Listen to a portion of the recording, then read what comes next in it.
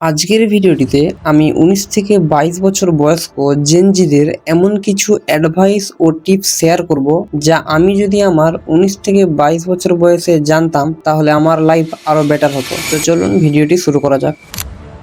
Advice number 1, speaking and communication skill. ১৯ থেকে ২৩ বছর বয়সের সময়টা আমাদের জীবনে অনেক গুরুত্বপূর্ণ সময়। এই সময় অনেক জেনজি ছেলেমেয়েরা বাড়িতেই বসে সারাদিন সময় কাটিয়ে দেয়, সারাদিন ফোন দেখে কিংবা পড়াশোনা করে। এর ফলে আপনি পড়াশোনায় ভালো হলেও আপনি আপনার কমফোর্ট জোনেই থাকেন, আপনার speaking skill, communication skill zero হয়। তাই আজ থেকেই বাড়ির বাইরে বের হন, সমাজের মানুষের সাথে কথা বলুন, বড় না হলেও ছোট্ট একটা ফ্রেন্ড সার্কেল গড়ে তুলুন, বন্ধুদের সাথে হাসি ঠাট্টা করুন, গল্প করুন। এতে আপনার স্পিকিং স্কিল আরো ভালো হবে। মানুষের সাথে কথা বলার সময় যদি আপনি আটকে আটকে কথা বলেন, তা সত্ত্বেও মানুষের সাথে কথা বলুন, ভয় পাবেন না। সমাজের প্রত্যেক ব্যক্তি সর্বদা নিজেকে নিয়ে ভাবে, কেউ আপনাকে নিয়ে কিছু ভাবছে না, সুতরাং সমাজের ভয়ে বাড়িতে বসে থাকবেন না। এছাড়া মাঝে মাঝে বড় কোনো রেস্টুরেন্ট বা শপিং মলে একাই যাবেন, এর ফলে আপনার কনফিডেন্স অনেকটা বৃদ্ধি পাবে। মাঝে মাঝে একাই বাজার করতে যাবেন,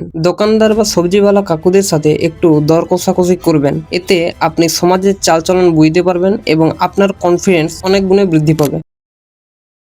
বাড়ির মধ্যে সারাদিন ফোন দেখে কিংবা পড়াশোনা করে সময় কাটিয়ে দিবেন না। বাড়ির বাইরে বের হন এবং সমাজের মানুষদের সাথে ভদ্রতা এবং সভ্যতার সাথে তর্ক বিতর্ক করা শিখুন। এখন আপনি বাড়ির বাইরে বিশেষ একটা বের হন না বা কিছু হলেই আপনার মা বাবা আপনাকে রক্ষা করে।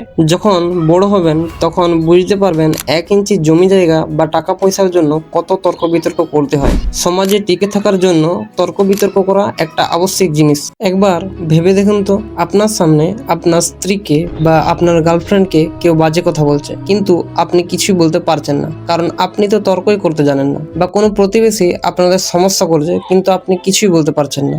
এইসব সমস্যায় আপনি যদি মানুষের সঙ্গে তর্ক করতে না পারেন, তবে আপনার পুরুষত্বের উপরে প্রশ্ন উঠতে পারে। তাই অবশ্যই তর্ক বিতর্ক করা শিখুন।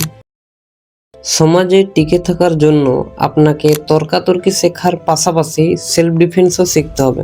মনে করুন আপনিও আপনার স্ত্রী কোথাও ভ্রমণ করতে গেছেন বা কোনো কাজে বাইরে গেছেন, সেখানে যদি কেউ আপনাদের অ্যাটাক করে তখন কি করবেন? তাই সেলফ ডিফেন্স শেখা অত্যন্ত দরকার। এর জন্য আপনি জিম জয়েন করুন এবং মার্শাল আর্ট শিখুন। তবে হ্যাঁ, আপনি সেলফ ডিফেন্স শিখবেন শুধুমাত্র নিজেকে ও নিজের পরিবারকে রক্ষার জন্য, নাকি অন্যের উপর জোর দেখানোর জন্য।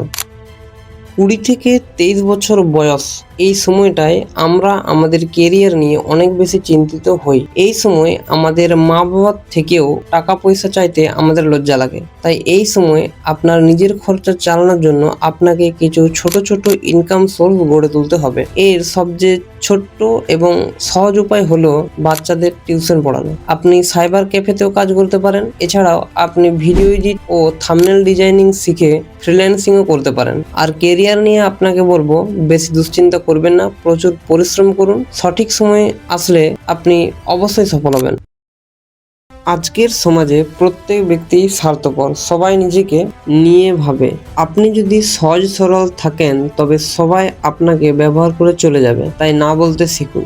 আপনার না বলার মধ্যে এতটা জোর থাকতে হবে যেন সামনের জন দ্বিতীয়বার আপনাকে কোনো কাজ করাতে না পারে। আজকের ভিডিওটি এই পর্যন্তই। দেখা হবে নেক্সট কোনো ভিডিওতে। নেক্সট কোন টপিকে আপনারা ভিডিও দেখতে চান তা অবশ্যই কমেন্ট করে জানাবেন।